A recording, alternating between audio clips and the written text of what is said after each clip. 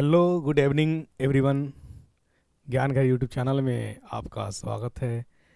मैं लेकर के आया हूं आपके लिए बीपीएससी फेज़ 3 का सेट दूसरा है। और मैं आपको बता दूं कि ये सेट जो है आप सभी के लिए बहुत ही महत्वपूर्ण, बहुत ही कारगर है। जिस तरह से बुखार के लिए मेडिसिन कारगर है, उसी तरह से बीपीएससी क्वालिफाई करने के लिए जो जनरल साइंस में जो क्वेश्चन पूछती है और बीपीएससी का जो पूछने का ट्रेंड है, स्टैंडर्ड है, जिस आधार पे प्रश्न रखता है, ठीक उसी आधार पे प्रश्न हम लेकर के आते हैं आपके लिए। सेट 1 आप तक जा चुका है, ये सेट दूसरा है। अगर आप कंटिन्यू वे में सेट नहीं करेंगे तो क्वेश्चन नहीं बनेगा, फिर वही होगा आंधी में, क्या कहते हैं, हवा में तीर लगाने के मुताबिक। पढ़ के नहीं जाएंगे तो ऑटोमेटिक क्या होगा, अक्कर बक्कर बम्बे बोल होगा। ए नहीं तो बी, बी नहीं तो सी, दांत काट करके जो उंगली पे ज़्यादा इफेक्ट आएगा उस पर क्लिक हो जाएगा। तो ऐसा नहीं करना है, वक्त है, इसको पढ़ लीजिए। कोई टफ नहीं है। अगर कंसेप्चुअली, अगर हमारे जिस दिन हमारे माइंड में कंसेप्ट सेट कर गया उस दिन प्रश्न हम कर लेंगे, ठीक है, कोई बात नहीं। बहुत सारे साथी पिछले बार जो एग्ज़ाम हुआ उसमें असफल हुए, घबराना नहीं है ना। कामयाब भी जो है थोड़ी मेहनत, देखिए हमेशा याद रखिएगा ये बात। अनुभव जो है, अनुभव कैसे आता है, बिल्कुल आपने सही बात बताया। अनुभव जो है गलती करने से आता है, यानी एक्सपीरियंस ही तो अनुभव कहलाता है ना। और अगर मान ले कि गलती करिएगा ही नहीं तो एक्सपीरियंस होगा कहाँ से, ठीक है ना। तो इसीलिए देखिए, हमेशा सफलता जो है गलती करने से इंसान सीखता है, और वो सीख करके जो गलती हम कर बैठे थे वो गलती फिर से ना करे और उस पे गलती पे कंट्रोल हो जाता है, तब जा कर के सफलता कदम चूमती है। इसलिए हताश और मायूस और निराशा नहीं होना है, ठीक है। जो आपका सिलेबस है उसको पढ़ लीजिए, कंप्लीट पढ़िए। इतना यानी पढ़ लीजिएगा तो ऑटोमेटिक क्वेश्चन बनेगा ही बनेगा। और साइंस के लिए तो साइंस के लिए आप मुझ पे छोड़ दीजिए। अगर सेट आप कर रहे हैं तो अगर 40 क्वेश्चन साइंस से पूछेगा तो 25 प्लस क्वेश्चन डायरेक्ट रहेगा। क्वेश्चन तो रहेगा पूरा, लेकिन 25 प्लस क्वेश्चन डायरेक्ट जो लैंग्वेज है वही लैंग्वेज रहेगा। उसके बाद थोड़ा अगर आप एक्सप्लेनेशन सुन रहे हैं तो आप बना लीजिएगा लॉजिकली, नो डाउट। अगर 80 क्वेश्चन साइंस के पूछ रहा है 9 to 10 के लिए, तो आपका 45 प्लस क्वेश्चन आपका टकरा जाएगा, यानी डायरेक्ट सेट से रहेगा 45 प्लस, ठीक है ना। अगर आपको विश्वास अभी भी नहीं है तो प्रीवियस वीडियो मेरा यूट्यूब चैनल पे पड़ा हुआ है, आप देख सकते हैं। और यही नहीं, क्वेश्चन ही नहीं टकराए थे, जो कटअप बताते वो कटअप भी कंप्लीट वही कर रहा है। वीडियो आप तक है। मैं कहती और चिल्ला चोट पे विश्वास नहीं रखता हूँ, मैं पढ़ाने और कंसेप्ट बताने और क्वेश्चन कराने पे विश्वास रखता हूँ, ठीक है। अगर आपको अच्छा लगे तो लाइक, कमेंट्स एंड शेयर जरूर करें। अच्छा नहीं लगे तो दूसरा ऑप्शन भी है डिसलाइक का, डिसलाइक भी कर सकते हैं।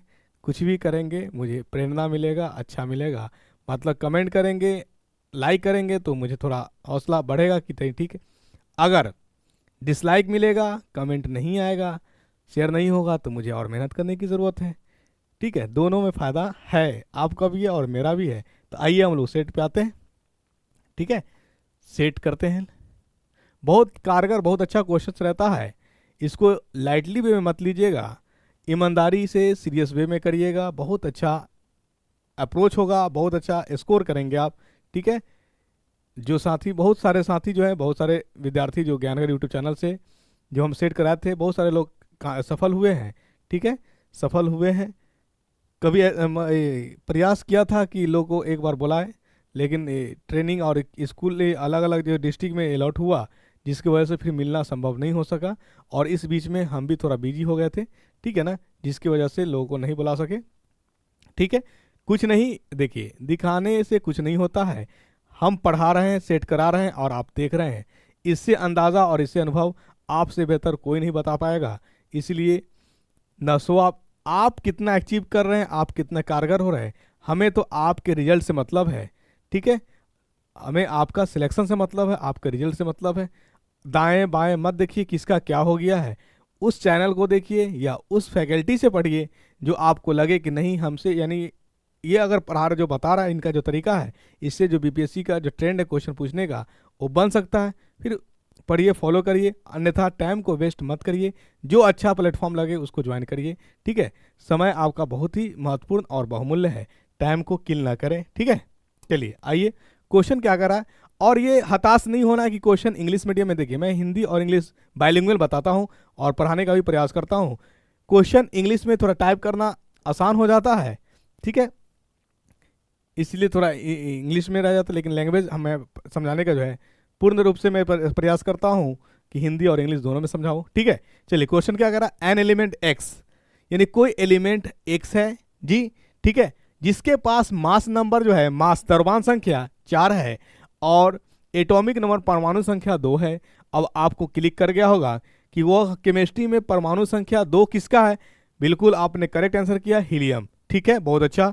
यानी एलिमेंट आपका एक्स पता हो गया, एक्स क्या है, हीलियम है, जिसका एटॉमिक नंबर कितना होता है 2, एटॉमिक मास कितना है दे रखा है 4 है, ठीक है। चलिए तो कह रहा है कि right the valency of this element. Of valency मैंने आपको बताया कि वैलेंसी मतलब संयोजकता।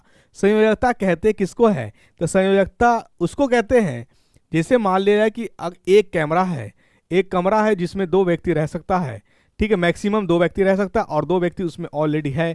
तो बताइए उस कैमरा को क्या कहिएगा, कमरा फुलफिल है या हाफ फिल है। आप बिल्कुल कहिएगा कि फुलफिल है, उसमें अब कोई विद्यार्थी नहीं जा सकता, कोई व्यक्ति प्रवेश नहीं कर सकता है, मतलब जो स्ट्रेंथ था 2 रहने का और 2 व्यक्ति रूम में है, इसका मतलब वो स्टेबिलिटी ऑर्डर है। तो ठीक उसी तरह से केमिस्ट्री की दुनिया में भी स्टेबिलिटी स्थिरता है, ठीक है। स्थिर एलिमेंट कौन कौन है, जिसको न लेने की जरूरत पड़ती है और न ही देने की जरूरत पड़ती है, तो हमारा हीलियम, नियोन, आर्गन, क्रिप्टॉन और जेनॉन, रेडॉन। ये एलिमेंट ऐसा है जिसको ना ही तो इलेक्ट्रॉन को देने की जरूरत पड़ती है और ना ही इलेक्ट्रॉन को लेने की जरूरत पड़ती है, ठीक है। इसी को हम लोग इनर्ट कहते हैं, अक्रिय कहते हैं। और जब ना ही इलेक्ट्रॉन लेने की जरूरत पड़ेगी और ना ही इलेक्ट्रॉन देने की जरूरत पड़ेगी, तो इसका वैलेंसी होगा, संयोजकता होगा 0। याद रखिएगा इन सभी का संयोजकता कितना है, 0 है, 0 है, ये याद रखिएगा, ठीक है। अब बताइए स्टेबिलिटी कैसे डिसाइड कर लेते हैं। तो देखिए सपोज करिए आपने पढ़ा होगा cell, K cell, L cell, M cell, N cell. K cell में जो है एक घर का नाम है, सेल कहते उसको है घर जहां इलेक्ट्रॉन्स रहता है, राइट, और ऑर्बिट उसको कहते हैं जहां पे इलेक्ट्रॉन घूमता है। इस बात से कंफ्यूज बिल्कुल नहीं होइएगा, जहां भले हमारे सामने आप नहीं हो, एक स्क्रीन का फासला, एक स्क्रीन का डिस्टेंस है, लेकिन जहां आपको डाउट आएगी मैं वहां पे खड़ा नजर आऊंगा, इसलिए घबराएंगे बिल्कुल नहीं। जहां पे आपको मुझे लगेगा कि आपको डाउट हो रहा है, मैं वहां क्लिक कर लूंगा, ठीक है। चलिए ये के है, ये के सेल है, सेल कहते हैं किसको है, घर को कहते हैं जहां इलेक्ट्रॉन रहता है। इलेक्ट्रॉन की रहने की जगह को हम लोग घर कहते हैं, ठीक है।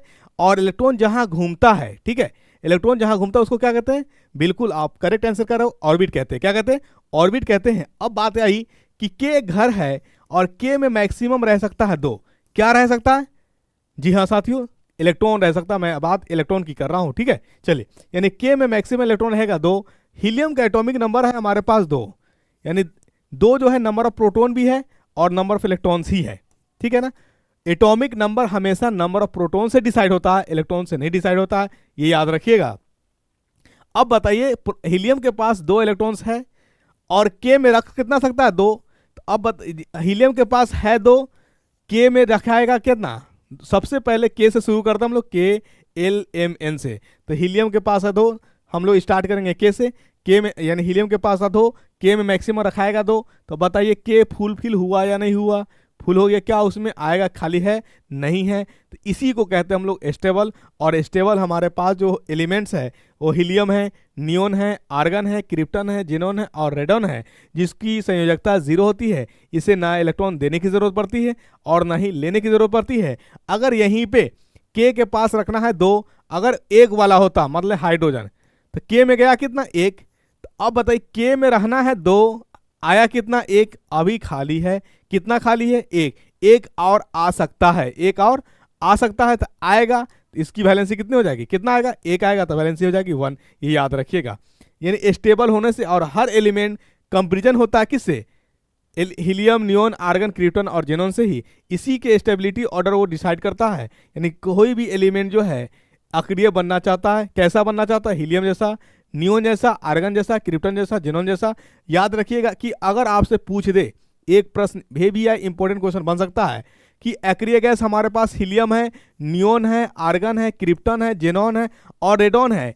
इन आपने तो कहा कि इनर्ट गैस जो है ना इलेक्ट्रॉन को लॉस करता है और ना गेन करता, फिर भी एक ऐसा इनर्ट गैस है जिसका कंपाउंड एग्जिस्ट करता है, वो है जिनोन। ये याद रखिएगा, जिनोन ही एक ऐसा अक्रिय एलिमेंट से अक्रिय तत्व है जिसका कंपाउंड ब्रह्मांड में एग्जिस्ट करता है। आपसे एक प्रश्न, बहुत ही अच्छा प्रश्न अगर पूछना चाहे तो ये स्टैंडर्ड लेवल का प्रश्न बन सकता है और पूछा जा सकता है कि किस अक्रिय गैस का कंपाउंड एग्जिस्ट करता है।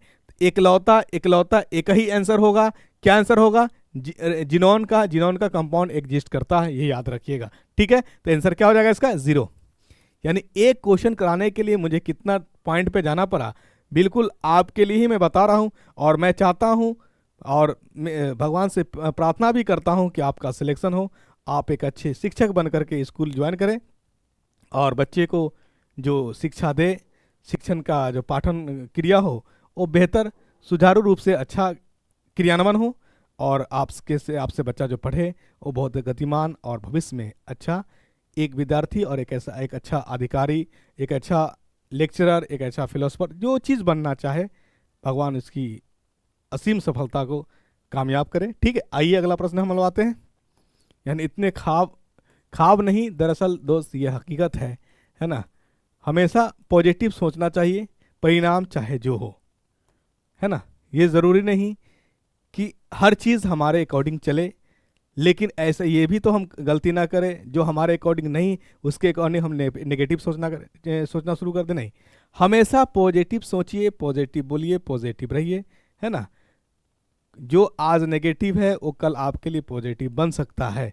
लेकिन अगर आप नेगेटिव के लिए आप भी नेगेटिव हो गए तो नेगेटिव क्या हो जाएगा? विकर्षण हो जाएगा, दुनिया फैल जाएगी, दुनिया बढ़ जाएगी। इसलिए अगर कोई नेगेटिव है तो आप पॉजिटिव हो लीजिए, टेंशन नहीं। ठीक है, पॉजिटिव वे में काम करिए, पॉजिटिव वे में रहिए, सोचिए, अच्छा होगा। देखिए the pH of the gastric juice released during digestion is, ये जो होता है 1.5 से 3.5 होता है। तो आप बताइए मुझे, यानी HCl कितना का पीएच वैल्यू जो होता है 1.5 से 3.5, इसका मतलब 7 से कम होता है। क्या होता है? 7 से कम होता है, ये याद रखिएगा। ठीक है, 7 से कम होता है। आइए अगला प्रश्न में आते हैं हम लोग।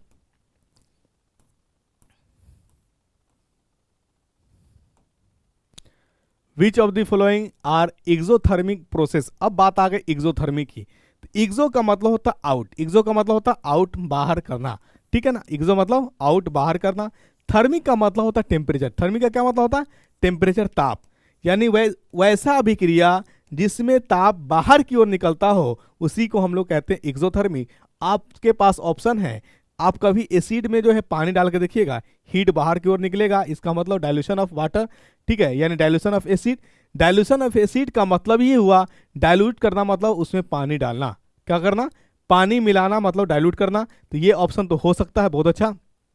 और कभी कभी जो है चूना पत्थर में आप पानी डाल करके देखिएगा, उसमें आपको हीट, यानी ये गलती भूल कभी मत करिएगा कि चूना पत्थर में है और उसमें पानी डाल करके और आगे ऊपर से ऐसे झांकेंगे तो क्या होगा? हीट आपके आंखों में, आंख को ले मारेगा, क्षति हो सकता है। ये गलती से बचिएगा, ऐसा गलती ना करिएगा। चेक करने में दूर से ही चेक कर लीजिएगा, तो उसमें देखिएगा कि हीट निकलता हुआ प्रतीत होगा, महसूस होगा। तो इसी को, यानी वैसा अभिक्रिया जिसमें हीट बाहर की ओर, यानी हीट देना ना पड़े, वो हीट आपको दे, उसी को हम लोग कहते हैं एक्सोथर्मिक उष्माक्षेपी अभिक्रिया। एक्सो का यानी जो एक्सोथर्मिक का इसका शुद्ध हिंदी जो होता है उष्माक्षेपी। क्या होता है?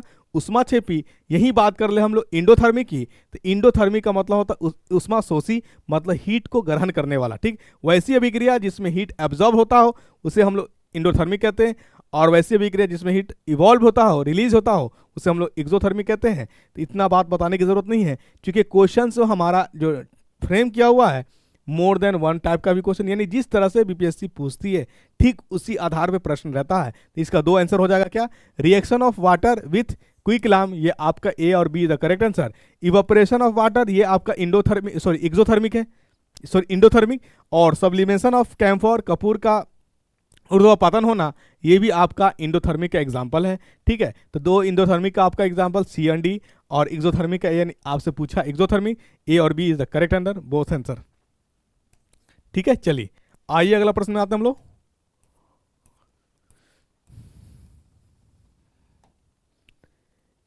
Ethanol react with Na metal to form, यानी इथेनॉल, इथेनॉल का पहले फॉर्मूला बना लीजिए, CH3CH2OH, इथेन ग्रुप से OH जुड़ा हुआ, ये रिएक्टर है सोडियम, तो ये बना लेता है सोडियम इथेनॉइड, सोडियम इथेनॉइड बना लेता है CH3CH2ONa, और क्या मुक्त करेगा H2। ये हमारा रिएक्शन है। इस रिएक्शन का देखिए, ये तो सोडियम, ये हर कोई कर लेगा, CH3CONa C2H5ONa, ये आपका हो जाएगा। अगर इसी को तोड़ देंगे तो 2 कार्बन है, 2 कार्बन C2, 3 हाइड्रोजन यहाँ, 2 हाइड्रोजन यहाँ, तो 5 हाइड्रोजन, C2H5ONa, ऐसे लिखा जा सकता है। ये हो गया। इस रिएक्शन का एक दूसरा नाम भी होता है विलियमसन सिंथेसिस, विलियमसन सिंथेसिस, ये याद रखिएगा। ईथर का बनाने का बहुत बेहतर विकल्प और बेहतर रिएक्शन है, इस रिएक्शन को बोला जाता है विलियमसन रिएक्शन, ठीक है ना, विलियमसन सिंथेसिस। कुछ भी पूछा जा सकता है, रिएक्शन ना देकर के इस रिएक्शन का नाम पूछ दे तो ये याद रखिएगा विलियमसन सिंथेसिस, ये याद रखिएगा। ये ईथर बनाने का एक बेहतर विकल्प है और बेहतर प्रोसेस है, ठीक है। चलिए,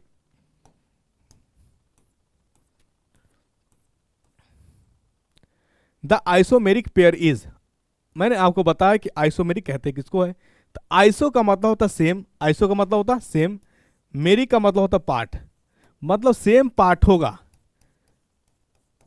सेम चीज होगा, बट उसकी संरचना, उसकी बनावट अलग अलग होगी, उसी को हम लोग कहते हैं आइसोमेरिक, ये याद रखिएगा। आइसो मतलब सेम, मेरिक मतलब पार्ट, यानी सेम पार्ट का बना हो बट अरेंजमेंट अलग अलग हो। अब बात कर ले कि सेम पार्ट का नहीं का मतलब क्या हुआ, molecular formula same, molecular mass same, but उसकी स्ट्रक्चर, बनावट, संरचना अलग होगी। जैसे बात कर लीजिए, ये कार्बन है, देखिए इसमें कितने कार्बन है, 4, और यहाँ पे देखिए इसमें कितने कार्बन है, आपको दिख रहा होगा कि 4, लेकिन एक कार्बन का मास 12 होता है, तो 4 कार्बन का कितना होगा, 48। इसमें भी कितने कार्बन है, 4, तो 4 कार्बन का कितना, 48 होगी, नो डाउट। लेकिन देखिएगा इसमें जो है कोई ब्रांच नहीं है, और इसमें क्या आ गया, ब्रांच आ गया। कार्बन की संख्या सेम है बट एक में ब्रांच नहीं है, एक में ब्रांच आ गया, तो मतलब अंतर कहाँ आया, अंतर आया अरेंजमेंट की, अंतर आया संरचना की। इसी को हम लोग कहते हैं आइसोमेरिक पेयर। आइसोमेर मतलब आइसोमर, सेम पार्ट्स, यानी molecular formula same, molecular mass same, but arrangement, संरचना, बनावट क्या हो गया, भिन्न होगी, अलग होगी। तो ब्यूटेन, ये this is the structure of 4 carbon वाले को हम लोग कहते हैं, क्या कहते हैं, ब्यूट। एन क्यों लगा, एन देखिए, इस कार्बन कार्बन के बीच कहीं डबल बॉन्ड है नहीं, कहीं ट्रिपल बॉन्ड है नहीं, जहां सिंगल बॉन्ड होगा कार्बन कार्बन के बीच, उसके नाम के आगे लास्ट में लगेगा एन, यानी अल्केन ग्रुप का, ये क्या है, अल्केन ग्रुप का। अल्केन को हम लोग सैचुरेटेड कहते हैं, संतृप्त भी कहते हैं, क्या कहते हैं, संतृप्त कहते हैं, ये याद रखिएगा। और ये संतृप्त जो होता है ये लेस रिएक्टिव होता है, क्या होता है, लेस रिएक्टिव। देखिए प्रश्न बनते चला जाता है, यानी जितने प्रश्न को कुरेदिएगा, जितने प्रश्न से खेलिएगा, आपका माइंड क्रिएटिविटी बढ़ते चला जाएगा, मतलब प्रश्न से ही प्रश्न बनता चला जा रहा है। ठीक, आपसे प्रश्न ये भी बन सकता है, आप बताओ कि सैचुरेटेड ज्यादा रिएक्टिव है या अनसैचुरेटेड ज्यादा रिएक्टिव है। बिल्कुल आपने सही आंसर किया कि अनसैचुरेटेड ज्यादा रिएक्टिव होता है, सैचुरेटेड के रेस्पेक्ट में मतलब सैचुरेटेड जो है लेस रिएक्टिव है। एक प्रश्न बन गया। दूसरा, जो अल्केन होता है तो कार्बन कार्बन के बीच हमेशा सिंगल बॉन्ड होगा, ठीक है, और अल्कीन जो होगा कार्बन कार्बन के बीच डबल बॉन्ड होगा, और अल्काइन जब होगा तो कार्बन कार्बन के बीच ट्रिपल बॉन्ड होगा, ये याद रखिएगा, ठीक है। चलिए, तो इसका आंसर क्या हो जाएगा, एक कार्बन लटका हुआ है यहाँ पे, ये पैरेंट चेन में भाग लेगा तो 3 गो कार्बन हो गया, इस 3 कार्बन में दूसरा कार्बन का बेटवा है लटकल, तो एक कार्बन वाला बेटा का नाम पड़ता है मिथाइल, क्या है, मिथाइल। मतलब आईयूपीएक नेम लिखने के लिए तरीका है, क्या तरीका है कि एक घर बनाइए, उस घर में मैक्सिमम से मैक्सिमम कार्बन आ जाए तो घर हमारा सीधा होना चाहिए, ऐसे बन गया, ठीक है। चलिए, तो 3 कार्बन हो गया तो ये बन गया पापा, क्या बना, पापा। ये घर में नहीं आया तो ये बना बेटा, बेटा या बेटी जो कह लीजिए आप। मैं पक्षपात और लिंग भेदभाव में ना विश्वास रखता हूं और ना मैं करता हूं, ठीक है। आपको जो सूटेबल लगे, बेटा बेटी, ऑफ स्प्रिंग, सब्स्टिट्यूएंट्स सब स्वीकार है, ठीक है। चलिए, एक कार्बन वाला बेटा का नाम पड़ता है मिथाइल, मतलब हुआ है बेटा तो खिलाइएगा मिठाई, ठीक है। आई बात समझ में, यानी एक कार्बन वाला बेटा का नाम क्या है, मिथाइल, तो हुआ है बेटा खिलाइए मिठाई, तो ऐसे भी याद रखने का तरीका है, ठीक है ना। चलिए, हाँ बेटी हुई है तो डबल मिठाई खिलाइए, ठीक है, बेटा हुआ तो एक मिठाई खिलाइए। चलिए, तो एक हो गया। अब देखिए, ये है पापा, इसका नाम है 3 गो कार्बन, तो 3 कार्बन वाले के पापा का नाम पड़ता है प्रोपेन। क्या पड़ता है? प्रोपेन। तो अब हमारा ये हो गया 2 नंबर पे, तो 2 मिथाइल प्रोपेन, 2 मिथाइल प्रोपेन, इस तरह से नाम लिख सकते हैं हम लोग, प्रोपेन, 2 मिथाइल प्रोपेन। तो आपका ये ब्यूटेन और 2 मिथाइल प्रोपेन ये आइसोमेरिक स्ट्रक्चर्स है, ये हमारा आंसर हो जाएगा, ठीक है। चलिए आइए अगला प्रश्न में आते हैं हम लोग।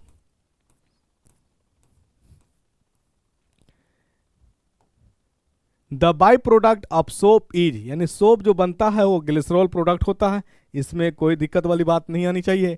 देखिए आपका हर एक बुक कंप्लीट हो रहा है एनसीईआरटी का, क्लास 10th के स्टैंडर्ड का भी कंप्लीट हो रहा है, क्लास 9 स्टैंडर्ड का भी कंप्लीट हो रहा है, क्लास 11th का और क्लास 12th का, और 6 7 की बात कर ले तो ऑलरेडी कवर्ड है, नो डाउट, ठीक है। लेकिन 9th 10th 11th 12th ये कंप्लीट आपका एनसीईआरटी हो रहा है, ये question complete on the basis of NCERT, चाहे वो इंटेक्स हो, आउटसाइड हो, इनसाइड हो, नो मैटर, ठीक है ना। आप पेज की बात कर ले, टेक्स्ट इंडेक्स इनसाइड की बात कर ले, हर जगह से क्वेश्चन उठाया हुआ है, ठीक है ना। आप इसको क्वेश्चन को सेट मारेंगे तो एनसीईआरटी भी कवर होते चला जाएगा। कुछ लाइनें एनसीईआरटी में रह गई जो क्वेश्चन में नहीं, तो मैं वो उसको डिस्कशन के रूप में बता दे रहा हूँ, उसको आप ध्यान से सुनते चले जाइएगा, ठीक है ना। चलिए,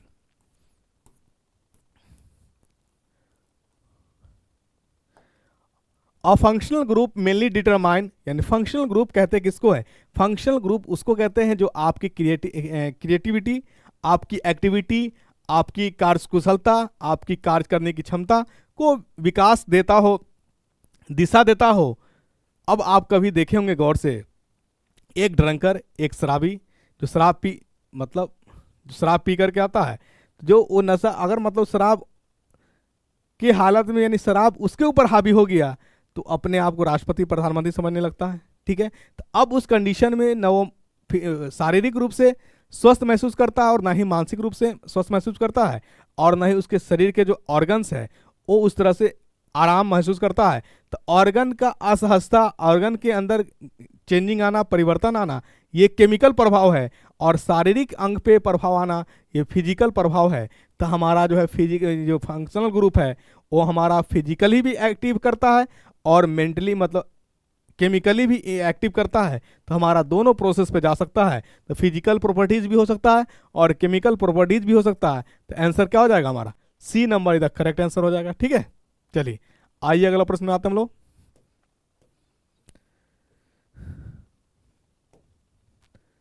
artificial flavour for orange is obtain from, यानी आप सोडा वाटर पीते होंगे, वहां पे आर्टिफिशियल ऑरेंज फ्लेवर है, उसमें आखिर क्या डालता है कि ऑरेंज ऐसा लगता है? तो ऑक्टाइल एसीटेट डालता है, ये याद रखिएगा, ऑक्टाइल एसीटेट, ठीक है ना। ऑक्टाइल एसीटेट डालने से क्या होता है? वो बोलिए, ऑरेंज फ्लेवर आ जाएगा। चलिए, बिहार शिक्षक भर्ती फेज 3 देखिए एकदम बिल्कुल आ गया है, इस बार सिलेक्शन ले ही के मानना है, चाहे मेहनत आपको 12 घंटा से की बजाय 18 घंटा करना पड़े, कर लीजिए। क्योंकि बहुत, जैसे एक कहावत है, चट मंगनी पट बिया वाला बात है, तो उसी तरह से बीपीएससी जो अभी यानी जिस तरह से बहाली ले रही है, यानी तुरंत रिजल्ट, तुरंत काउंसलिंग और तुरंत ज्वाइनिंग लेटर भी ऑफर हो रहा है। इसलिए आपको 1 महीना के अंदर पूरा चीज़, अगर आप क्या अनमैरिड है तो मैरिड भी हो जाएंगे, ठीक है ना, तुरंत में रिश्ते के ताता भी आ जाएंगे। इसीलिए आप 18 अगर आप पढ़ रहे हैं अभी 18 घंटा, तो 2 घंटा और बढ़ा दीजिए, ठीक है ना। 24 घंटा में से 20 घंटा को स्टडी में लगा दीजिए।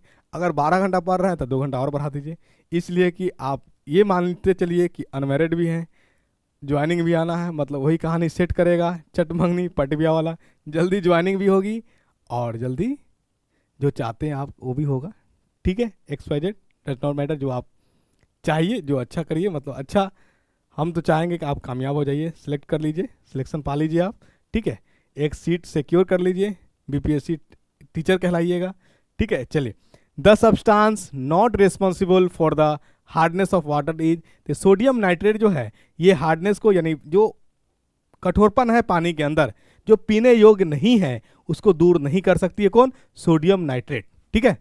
चलिए, तो आंसर ये हो जाएगा हमारा ए नंबर। अगला प्रश्न क्या है? कोवैलेंट कंपाउंड इज, तो कोवैलेंट कंपाउंड जो होता है वो बनता ही है इलेक्ट्रॉन के शेयर कर करके, ठीक है। इसके अंदर जो होता है मेल्टिंग पॉइंट और बॉइलिंग पॉइंट, मतलब पिघलने की और उबलने की, पिघलने और उबलने की जो मात्रा होती है, ये ताप होती है, वो कम होती है। आयनिक के रिस्पेक्ट में कोवैलेंट जब भी बनता है इलेक्ट्रॉन को शेयर करके बनता है। मेटल और नॉन मेटल के बीच जो भी हमारा पास, यानी क्या कहते हैं, मेटल और नॉन मेटल के बीच जब भी बॉन्डिंग होगा वो आयनिक बॉन्डिंग कहलाएगा। नॉन मेटल के बीच जो बॉन्डिंग होगा वो हमारा कोवैलेंट बॉन्ड कहलाएगा। कोवैलेंट बॉन्ड हमेशा इलेक्ट्रॉन के शेयर होने से बनता है। तो कौन सा आंसर होगा देख लीजिए, are found by the sharing of electrons in the bonding atoms, यानी D number the correct answer है। क्योंकि high melting point and boiling point नहीं, इसके पास कोवैलेंट कंपाउंड के पास जो होता है low melting and boiling points होता है, ये याद रखिएगा, ठीक है। चलिए आइए अगला प्रश्न में।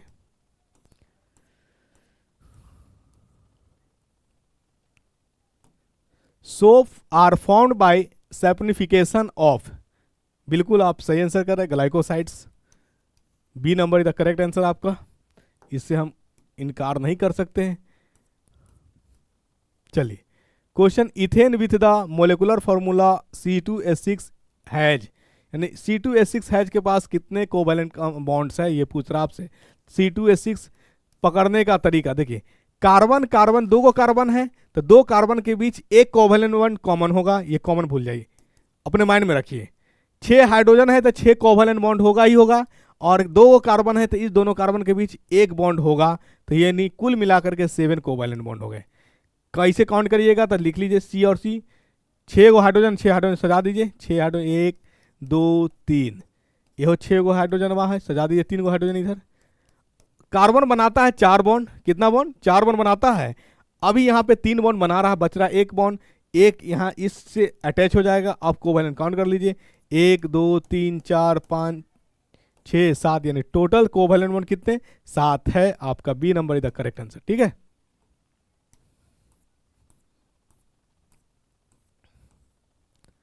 The chemical formula of propane, propane का केमिकल फॉर्मूला क्या होगा, C, यानी प्रोपेन 3 कार्बन वाला को बोला जाता था, C3H8 अल्केन ग्रुप का है, क्या है, अल्केन ग्रुप का है। अल्केन ग्रुप में जो होता है, यानी +2 जुड़ता है, 2 को हाइड्रोजन जुड़ता है, जितना कार्बन होगा उतना को हाइड्रोजन डबल कर लीजिए, और डबल करने से 2 अधिक उसमें जोड़ दीजिए, ये हमारा अल्केन ग्रुप का है। यही बात अगर अल्कीन का हो जाए, किसकी हो जाए, अल्कीन का, तो इसमें जो यानी जितना कार्बन है उसका डबल हाइड्रोजन कर दीजिए, ये अल्कीन हो जाएगा।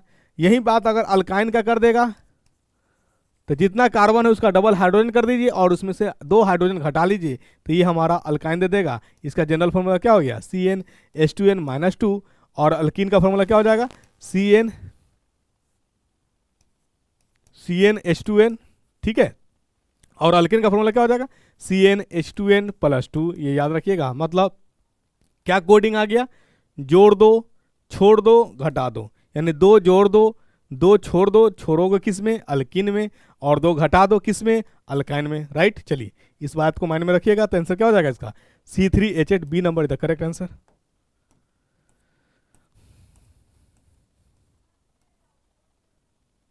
चलिए, Buckminster fullerenes is an allotropic form of किसका, कार्बन का है। कार्बन का 3 एलोट्रोप्स है, कौन कौन, ग्रेफाइट, डायमंड और बकमिस्टर फुलरेंस, ठीक है। चलिए, बल्कि शेप का होता, फुटबॉल शेप का होता, ये याद रखिएगा। The gaseous envelope around the earth is known as atmosphere, the lowest layer of the extended up to the 10 kilometre from the sea level, this layer is, यानी कह रहा है कि द गैसियस इन्वेलप यानी एक इन्वेलप है, ठीक है, एक कवर है, यानी अर्थ के सराउंडिंग में गैसें 10 किलोमीटर एबव, यानी सी लेवल से, यानी समुद्र के सी लेवल से 10 किलोमीटर तक वो कौन सा लेयर होता है, तो ये याद रखिएगा, ट्रोपोस्फीयर होता है। क्या होता है, बोलिए, ट्रोपोस्फीयर, गुड। चलिए,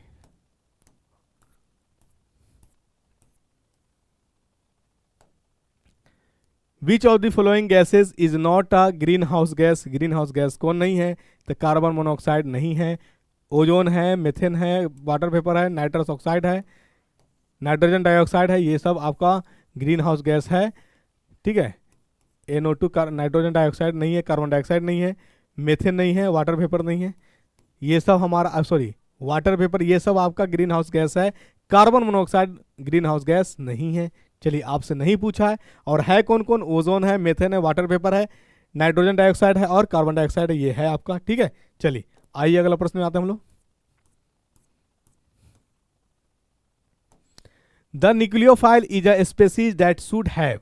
तो न्यूक्लियोफाइल उसको कहते हैं जिस स्पेसीज पे नेगेटिव चार्ज हो या लोन पेयर डोनेट करने की टेंडेंसी हो। ये याद रखिएगा, न्यूक्लियोफाइल कौन होगा? न्यूक्लियोफाइल को NU से रिप्रेजेंट करते हैं। जिसके पास नेगेटिव चार्ज हो वो न्यूक्लियोफाइल होगा, या उसके पास लोन पेयर हो जो डोनेट कर सकता हो, उसी को हम लोग न्यूक्लियोफाइल कहते हैं। तो यानी डोनेट लोन पेयर, ये भी हमारा न्यूक्लियोफाइल होगा। और नेगेटिव चार्ज जो है, नेगेटिव चार्ज वाला भी एलिमेंट सब स्पेसीज हमारा क्या होगा? न्यूक्लियोफाइल होगा। ये घबराएंगे नहीं बिल्कुल, आपका आंसर क्या हो जाएगा? मोर देन वन होगा।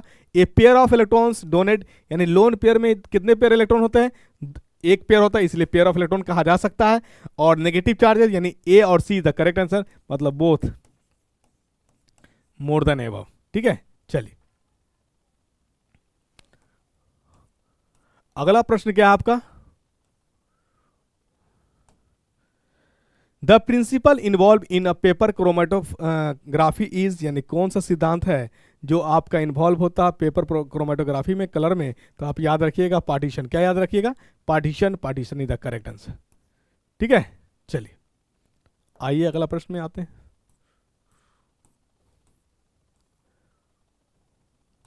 Only one element of forms hydrides, यानी कौन सा ग्रुप है जो हाइड्राइड फॉर्म करता है? यानी only one elements to form hydrides, यानी हमारा ग्रुप 6 का एक एलिमेंट्स है क्रोमियम, जो हाइड्राइड बनाती है। याद रखिएगा, हाइड्राइड बनाती है। ग्रुप 9, ग्रुप 7 भी बनाती है। यानी ग्रुप 6 में जो एलिमेंट्स आ रहा है उसमें सिर्फ और सिर्फ क्रोमियम है जो हाइड्राइड बनाती है। ये कह रहे हैं ग्रुप 6 में कौन कौन आता है? क्रोमाटन, क्रोमाटन यानी क्रोमियम, मोलिब्डेनम और टंगस्टन, ये दोनों जो है हाइड्राइड नहीं बनाती है, और क्रोमियम हाइड्राइड बनाती है। ये आंसर आपका हो गया। यानी ये तीनों, यानी क्रोमाटन, क्रोमियम, मोलिब्डेनम और टंगस्टन वोल्फ्राम, ये आपका ग्रुप समूह 6 से बिलोंग करता है। ये याद रखिएगा। ठीक है, चलिए 7, 8, 9 में जो भी एलिमेंट्स है सबके सब हाइड्राइड बनाते हैं। ग्रुप 6 में एकलौता क्रोमियम है, एटॉमिक नंबर इसका 24। और पहला, अगर आपसे पूछ दिया जाए कि पहला एक्सेप्शन इलेक्ट्रॉनिक कॉन्फ़िगरेशन का किस एलिमेंट्स में आया है, तो पहला एक्सेप्शन भी कॉन्फ़िगरेशन का किस में आया है? क्रोमियम में ही आया है। यानी आपका D4 की जगह D5 हुआ है। ठीक है ना, ये याद रखिएगा। यानी पहला एक्सेप्शन केमिस्ट्री में कॉन्फ़िगरेशन के रेस्पेक्ट में क्रोमियम। ठीक, ग्रुप 6 में बिलोंग करने वाला यानी से यानी क्रोमियम ही है जो आपका हाइड्राइड बनाता है, वोल्फ्राम और टंगस्टन नहीं बनाता है। ठीक है, चलिए आइए अगला प्रश्न पे आते हम लोग। Which of the following has maximum number of atoms? तो मैक्सिमम नंबर ऑफ एटम्स ये बताने के लिए आपको ये बताना है, मोल निकालना सबसे पहले। Mole into Avogadro's number Na into atomicity. Atomicity जितना नंबर ऑफ एटम्स कंपाउंड में आपको दिख रहा है उसको काउंट कर लेना। इसकी बात अगर हम करेंगे एटोमिसिटी की, तो 2 हाइड्रोजन है और 1 ऑक्सीजन है, तो इसका एटोमिसिटी कितना है? 3। इसकी एटोमिसिटी की बात करेंगे तो 2, इसकी एटोमिसिटी की बात करेंगे तो 3, इसकी एटोमिसिटी की बात करेंगे तो 5 आ गया। आई बात समझ में? अब डिपेंड करता है हमारा मोल पे, जिसका मोल ज्यादा होगा, ठीक है, उसका हमारा क्या होगा? नंबर ऑफ एटम्स ज्यादा होगा। तो इसका मोल की बात करिए तो ये हमारा कितना हो जाएगा? 18 ग्राम गिवन मास है। इसका मोलर मास कितना हो जाएगा? 18। मतलब मोल कैसे निकालते हैं? Given mass by molar mass. Given mass हमारा 18 दे रखा है और ऑक्सीजन का मोलर मास होता है 18। ये कट करके हमारा हो जाएगा 1 ग्राम। ठीक है, इसकी अगर हम बात करेंगे अगर, तो कितनी हो जाएगी? फॉर्मूला पे सेट कर दीजिए। मोल है हमारा इतना, कितना आया? 1। Na हमारा कांस्टेंट सब में आएगा Na, और एटोमिसिटी कितना? 3। यानी इसका मतलब क्या? 3Na हो गया। 3Na। इसकी बात अगर करेंगे ऑक्सीजन की, तो देखिए गिवन मास कितना? 18। इसका मोलर मास कितना होगा? 32। तो डिनोमिनेटर हमारा बड़ा हो गया। इसका मतलब जब भी आएगा 1 से कम आएगा, 1 से कम आएगा, तो इसका मतलब सब में वही चीज आने वाला। तो मैक्सिमम हमारा किसका होगा? ए का करेक्ट आंसर। ठीक है, ए का इज द करेक्ट आंसर, ये याद रखिएगा। आइए अगला प्रश्न में आते हैं हम लोग।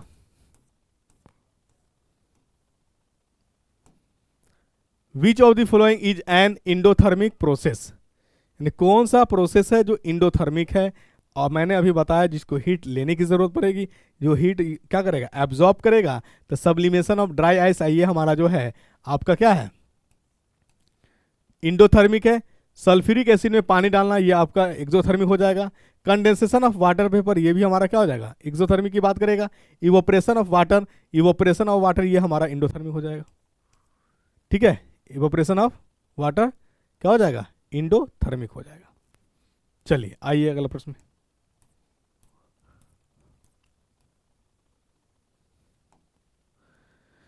अ change in the physical state can brought about, यानी जो फिजिकल स्टेट है जो चेंज हो सकता है, किस में हो सकता है, बोलिए। Only when energy is given to the system, only when energy is taken out from the system, only energy is either given or are taken out from the system, यानी हमारा ले भी सकता है दे भी सकता है सिस्टम में। तो हमारा C number the correct answer हो जाएगा। ठीक है ना।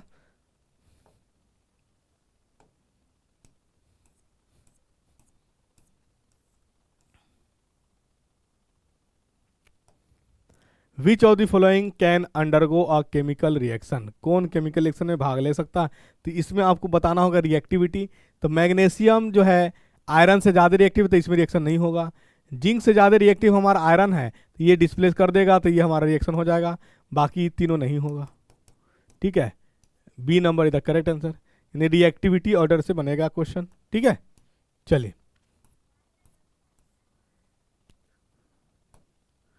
Which of the following non metal is a liquid, कौन सा नॉन मेटल है जो लिक्विड है। याद रखिएगा यह है ब्रोमीन। क्या है, ब्रोमीन है।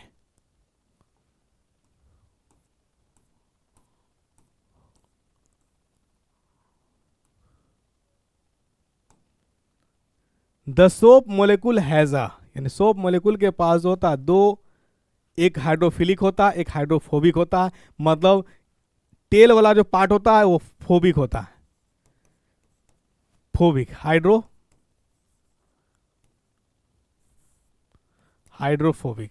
अब आपको ये दिक्कत आ रहा है कि हाइड्रोफोबिक क्या है, तो मैं बता रहा हूं, घबराना नहीं है। और हेड वाला जो पार्ट होता है वो आपका हाइड्रोफिलिक होता है, हाइड्रोफिलिक, हाइड्रोफिलिक। देखिए, हाइड्रो मतलब होता पानी, फिलिक का मतलब होता लव, यानी वह पार्ट जो पानी से लव करेगा, प्रेम करेगा, उसे हम लोग हाइड्रोफिलिक कहेंगे। और वह पार्ट जो वाटर से क्या करेगा, नफरत करेगा, हेट करेगा, उसे हम लोग हाइड्रोफोबिक कहेंगे। फोबिया मतलब डर लगना, और फिलिक मतलब प्रेम होना, स्नेह होना। ठीक है, तो अब याद रखिए ना, इस जो हमारा डिटर्जेंट है, साबुन है, उसका दो भाग होता है, एक हेड होता है और एक टेल होता है। हेड वाला भाग हाइड्रोफिलिक होता है और टेल वाला भाग हाइड्रोफोबिक होता है, ये याद रखिएगा। कुछ इस तरह से स्ट्रक्चर्स होता है, आपने देखा होगा एनसीईआरटी बुक, तो इस तरह से स्ट्रक्चर होता है। ठीक है ना, तो इसको हम लोग मेसलेस स्ट्रक्चर्स कहते हैं, ये याद रखिएगा। और हेड वाला पार्ट हाइड्रोफिलिक और टेल वाला पार्ट हाइड्रोफोबिक। ठीक है, चलिए, तो इसका आंसर क्या हो जाएगा, हाइड्रोफिलिक हेड हो जाएगा, यानी D number the correct answer. और हाइड्रोफिलिक क्या हो जाएगा, टेल वाला भाग जो हो जाए हाइड्रोफिलिक हो जाएगा, सॉरी, टेल वाला भाग हाइड्रोफोबिक और हेड वाला भाग हाइड्रोफिलिक। हाइड्रो मतलब वाटर, फिलिक मतलब लव, प्रेम करना, लगाव होना। ठीक है, ये चीज आ जाएगा। आइए,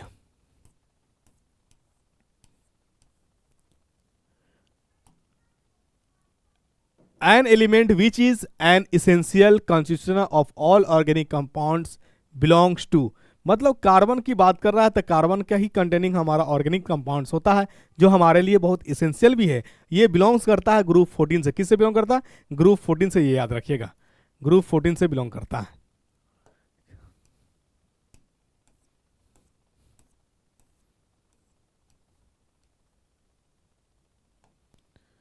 विच of the following metal exist in their native state in nature, मतलब कौन सा एलिमेंट्स है जो एग्जिस्ट करता है नेटिव स्टेट्स में, मतलब किसी के साथ स्वतंत्र अवस्था में, उसी को हम लोग नेटिव स्टेट कहते हैं। तो सबसे पूर्ण हमारा गोल्ड है, ऑरम, ये आपका नेटिव स्टेट में, मतलब नोबल की तरह बिलोंग करता है, यानी इनर्ट गैस की तरह बिलोंग करता है, यानी किसी के साथ यानी नहीं मर्ज रहता, ये स्वतंत्र अवस्था में पाया जाता है, इसी को हम लोग कहते हैं नेटिव स्टेट।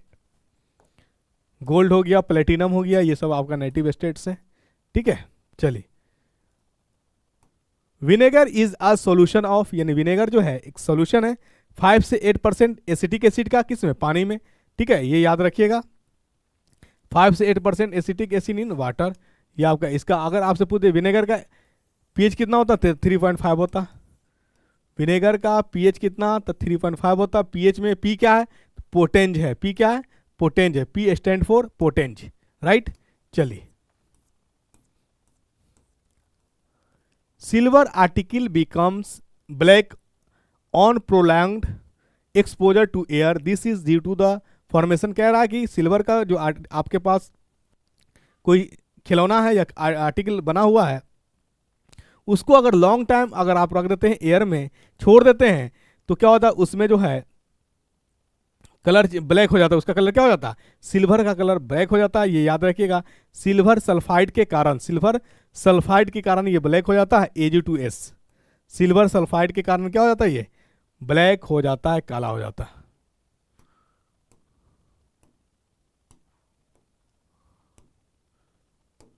सिल्वर सल्फाइड के कारण क्या हो जाता है, ये ब्लैक हो जाता है, राइट। चलिए, आइए अगला प्रश्न में आता हम लोग।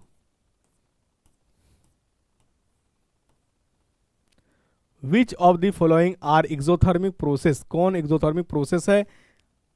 देखिए बताइए, बिल्कुल आप सही कह रहे हैं आंसर। ये आपका क्या हो जाएगा, ए नंबर और B number is the correct answer. और इसी 30 क्वेश्चंस के साथ आपका सेट बीपीएससी ट्री फेज, यानी जो है तीसरा फेज 3 का सेट कंप्लीट होता है, सेट 2। आप लगातार ज्ञान घर यूट्यूब चैनल से बने रहें, आपका बहुत अच्छा होगा, बहुत कंसेप्ट क्लियर भी होगा। जब एग्जाम देने जाएंगे तो क्वेश्चन दनादन बनेगा, दे दनादन बनेगा, विद इन सेकेंड में आप आंसर करेंगे। बस कंडीशन, शर्त क्या है, शर्त है आप पूरे सेट को लगातार वे में देख रहेंगे, तब बनेगा। एक सेट देख करके आप कहेंगे कि हमें साइंस समझ में नहीं आया, तो ये आप भूल करेंगे। जब तक आप चीज़ों को सुनेंगे नहीं, समझेंगे नहीं, बातों को फॉलो नहीं करेंगे। सबसे बड़ी चीज़ होती है अपने आप को डिसिप्लिन मेंटेन करना, अनुशासन में आना, एक रूटीन में आना, एक रूटीन वे में मेंटेन करना। जब तक इस चीज़ को आप करोगे नहीं, तब तक सफलता से आप बहुत दूर रहोगे। इसलिए एक आपका टारगेट गोल भी होना चाहिए, जो आपका लेसन प्लान है उसको भी कवर करें। और जो चीज़ को हमको देखना है, मैं फिर आपको अंत में कहूँगा कि आप उसी चैनल और उसी प्लेटफॉर्म को आप देखिए, जिससे आपको लगे कि इस चैनल को हम देखेंगे तो मेरा क्वेश्चन बन सकता है, और क्वेश्चन बनने की कगार पे हम जा रहे हैं।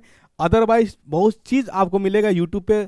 यूट्यूब ऐसा यूनिवर्सिटी है कि बहुत कुछ इसमें अवेलेबल है ना। नेगेटिव भी है, पॉजिटिव भी है, एडवांटेज भी है, डिसएडवांटेज भी है। इसमें आपको सेलेक्ट करना आपका काम है, जो आपके लिए बेहतर और कारगर हो। जरूरी नहीं कि ज्ञान घर यूट्यूब चैनल को ही आप देखें, आपको जो बेहतर लगे, जिससे आपको क्वेश्चन बने, उसी चैनल को देखिए। समय आपके लिए बहुत बहुमूल्य है।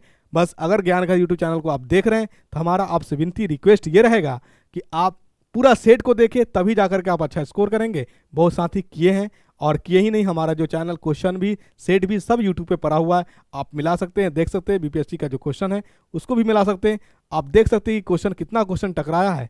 ठीक है, ये मामूली बात नहीं। सेट कराया, यानी लगभग 11 सेट कराए थे, उस 11 सेट में से 80 में से 45 प्लस क्वेश्चन आ जाना, ये मामूली बात नहीं है, अपने आप में गर्व की बात है। भले आप इसका अप्रिशिएट मुझे दे या ना दे, ज्ञान घर यूट्यूब चैनल से बने रहे। Thank you so much.